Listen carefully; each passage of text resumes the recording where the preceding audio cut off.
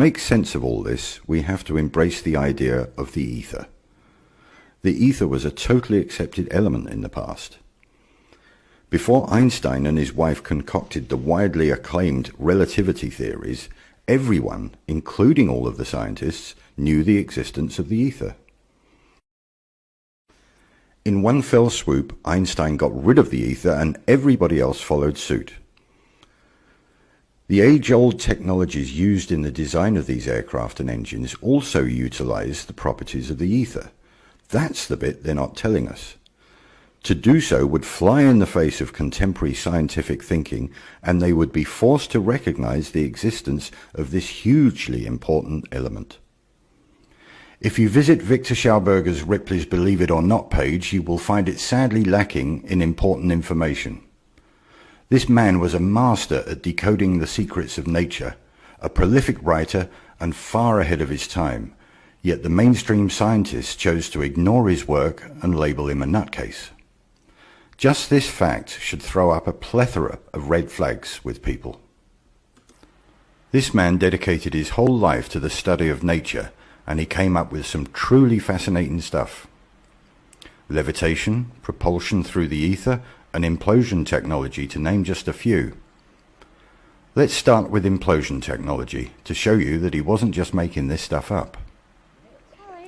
As you will see in this clip, the gas that she's holding would normally be enough to blow a gaping great hole in her hand, but it doesn't. That's because it implodes rather than explodes. The force goes inwards rather than outwards. Implosion technology. In 3, 2, 1. Okay? You could judge by the loudness of the implosion that there was a great deal of energy created. Enough to seriously injure her, but apart from being slightly shaken up, she seems fine. Victor's main body of work was with water, but he postulated and demonstrated that this technology works just as well in other mediums, one of them being air, or the ether. Air is our medium, water is for the fish, but the two are intrinsically locked together because both mediums behave the same way when coerced. These patterns and properties are used throughout nature, in the environment, in trees and shrubs, in flowers, and in animals. Basically, the whole of nature conforms to these rules, and Victor figured it out. As I showed earlier, Victor confirms that using the vortex idea on an aircraft, it will literally suck its way through the ether rather than thrusting against the air molecules. Schauberger's central approach here was the principle of matter transformation. The elements of the air, particulate matter and gases are converted in this repulsator. One part escapes through the ring rotator, and the radiation energy, Schauberger talks about synthesis electricity, is emitted through the central axis. The repulsion creates a biological vacuum along the axis in front of it, into which the aeroplane is sucked.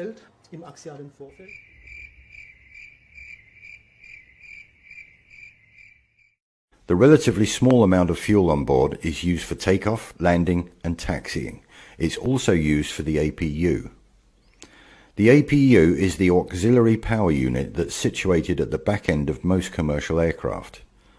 This is a small jet engine configured as a compressed air generator to feed the main engines at startup and during cruise mode, amongst other functions. Military aircraft like fighter jets use a lot more fuel than commercial aircraft. They need the extra power and thrust that combustible fuel gives. In cruise mode, a commercial airliner does not need the extra power, as its forward motion is sufficient to suck enough air into the engine. Just a little observation here. The engines are designed to sit forward of the wings on pylons. From an engineering standpoint, it would be much easier to place them directly under the wings. As most people think, the jet engine spews out masses of superheated exhaust gas. If this was the case, then why would they put the exhaust directly under the wing where all the supposed fuel is stored? Next time you look at an aircraft, try and find the scorch marks under the wings from all of the super hot gases. You won't find any. The small amount of hot gas being ejected from the combustion chamber is surrounded by cooler, compressed air. Don't you think that these people should be in hospital with nasty burns from the super hot gases?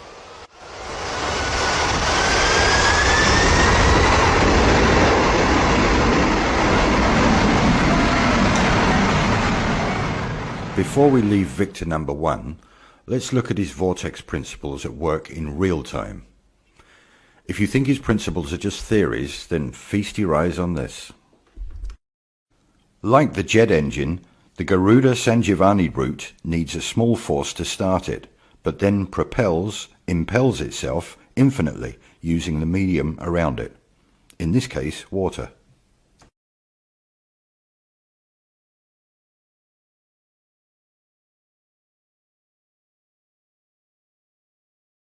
Despite the downward force of this water, the route impels itself even vertically, just as the jet engine does through the medium of ether.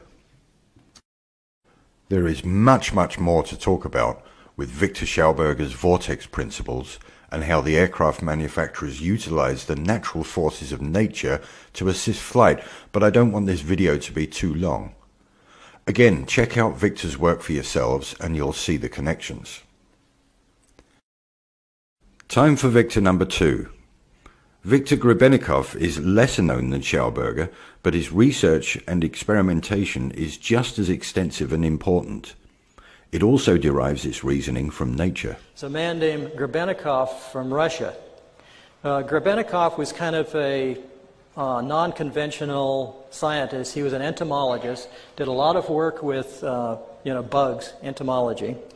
And his favorite thing was to go out into the steppes of Russia and into the various outer hinterlands and camp out in the summers and study his favorite subject.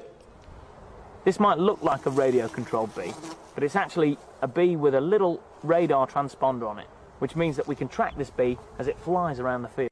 First of all, the bees are flying much faster than predicted, an incredible 30 miles an hour, even when fully laden. The next surprise is where the bees go. They almost always overfly potentially decent food. And once they've found their patch, they then repeatedly shuttle to and from it. And this is the really clever bit. In spite of 30-mile-an-hour crosswinds, whether out or back, they all fly in dead straight lines. A bumblebee can't fly aerodynamically. Yeah. And he's right. And I said, well, what did bumblebees do? And they said, well, they levitate. And I said, well, how's that? And he says, come on, I'll show you. And he showed me, he wrote a book, incidentally. I don't know if it's still in print. It's in the Library of Congress. The book is called Tomorrow's Energy Need Not Be Fuel. And in that book, he gave reference to what I'm talking about, that of levitation, that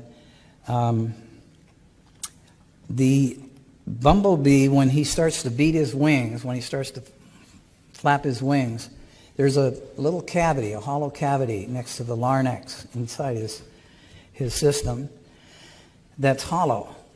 And when he beats his wings, he starts to resonate this energy, and it goes back and forth, just similar to a guitar strumming on one side of the room and hitting the same chord on the other side of the room, or somebody hitting a high C and breaking a crystal. It's the same thing. It's resonance. And he said what they do, they resonate. And when they resonate, they eventually reach the resonance of the field around them. And he explained it this way to me, that the Earth is operating on a frequency of 8.5 hertz per second or so forth. And he says once this bumblebee hits that resonant frequency of its surroundings, it becomes a free agent. It creates a magnetic bubble around itself, and it can go anywhere it wants. And I said, well, that's not in any of the science books. He said, I know.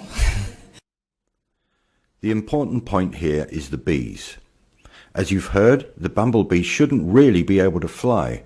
Those wings are way too small to lift that chubby little body off the ground. In fact, it's a bit of a conundrum also for the mainstream scientists.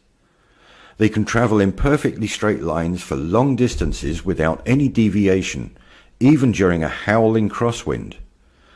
Because of the resonant frequencies produced by the vibration of their wings, they create a bubble in the ether, protecting them from any outside interference.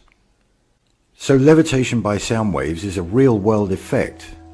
You want more proof?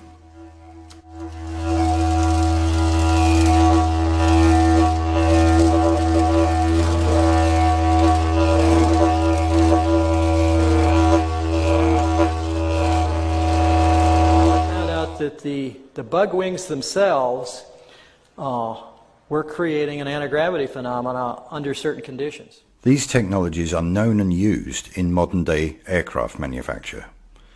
The vortexes being produced are helping the lift properties of the aircraft. This is why the engines are forward of the wings. If they were underneath the wings, then the vortex wouldn't do its job. It has to flow over and not under the wing. Next time you fly, try to listen to the hum of the engines. It changes pitch when going into and out of cruise mode.